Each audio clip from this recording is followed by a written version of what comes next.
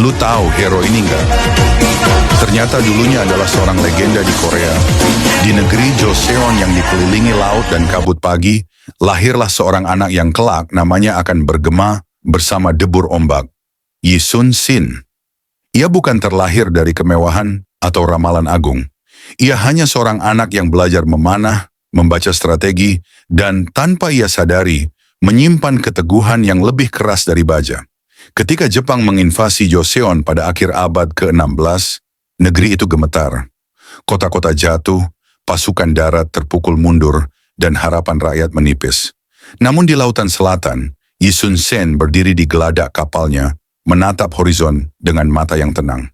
Ia tahu, selama laut masih dikuasai Joseon, negeri ini belum kalah. Yi Sun-sin tidak mengandalkan jumlah. Armada musuh lebih besar, lebih ramai, dan lebih percaya diri. Tapi Yi Sun-sin punya sesuatu yang tak mereka miliki.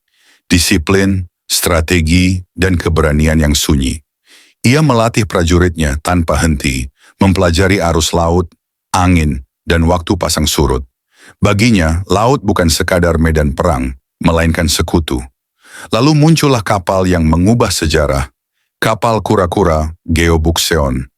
Beratap besi, berduri tajam, dan dipersenjatai meriam, kapal itu melaju seperti makhluk laut purba yang bangkit untuk melindungi tanah kelahirannya.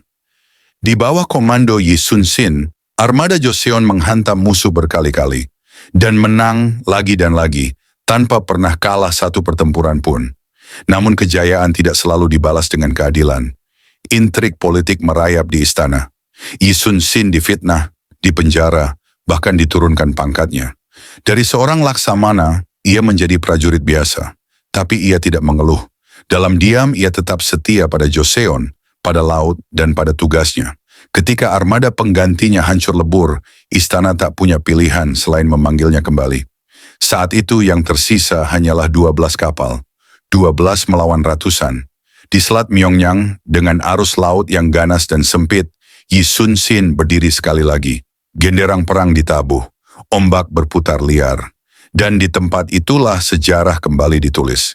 Dengan memanfaatkan arus laut dan keberanian prajuritnya, Yi Sun-sin menghancurkan armada musuh, membuktikan bahwa kepemimpinan sejati tidak diukur dari jumlah, melainkan dari keyakinan.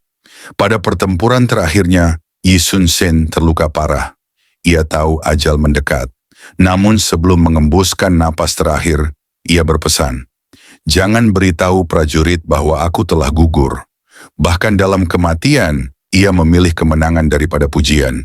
Kini, berabad-abad kemudian, nama Yi Sun-sin dikenang bukan hanya sebagai jenderal laut, tetapi sebagai simbol keteguhan, kesetiaan, dan keberanian yang tak tergoyahkan, seperti laut yang ia jaga sampai akhir hayatnya.